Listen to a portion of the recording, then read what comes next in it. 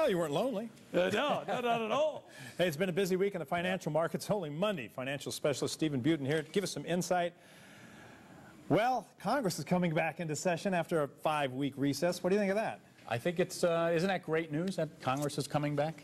Yeah, for how long? And here's the kicker. They're back for 2 weeks, and then they go off again. So how do you and I get jobs like that, where you go off for 5 weeks, you come back, and you're off for campaign contributions, run for election, and make friends. The thing here is the optimist in me says in the next couple of weeks Congress will get something done. The realist in me says forget about it, not going to happen. The ability of Congress and their need for self-preservation will always take effect. And they're campaigning now after 2 weeks, but once that fiscal cliff gets close, I think you'll see some action. Not much they can do to us or for us, for that matter, in just 2 weeks. But the Fed can do some things.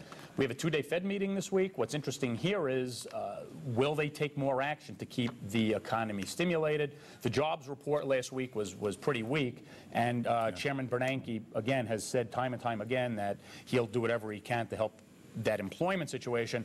I don't see anything other than them buying some bonds, treasury bonds, to keep interest rates low.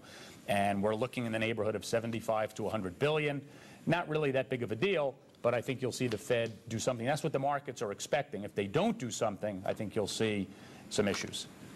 All right, back to Europe, because that's still going to be a pain in the you-know-what forever. Now, the German government is considering helping out. What's the deal with that? Yeah, what you have here is, this is an interesting situation. The German legislature wants to kick in funds to this European Rescue Fund, but it may or may not be constitutional for them to do that. So the German court this week is going to be issuing a ruling. Again, I think it'll be okay, but the issue is going to be how flexible can the German government be with contributing to the European issue. So think of Germany as being a state in this multi-state issue, and the Supreme Court of Germany has to say whether that's constitutional.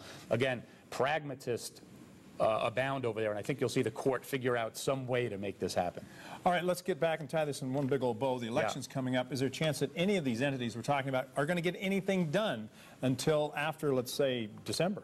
No. And I think what's going to happen is the campaign commercials are going to continue. Now we're really in the home stretch. The conventions are done. You're seeing more and more ads on TV. They're playing very loose with the facts. They can lie. You know, they can run ads. The math on both sides doesn't add up. We'll try to talk more and more about it as it gets more specific. But don't kid yourself. Neither the Democratic plan or the Republican plan is really going to do much to help the debt burden and the fiscal issues. It's just picking the lesser of two evils. But optimistically, hopefully at the end of the year, the Congress comes back. They work and try to solve this fiscal cliff issue. But a lot of the reports I'm reading are telling me it's going to come down to the wire. Lesser of two evils. Yeah. Sanchez and Tebow. We'll be right back.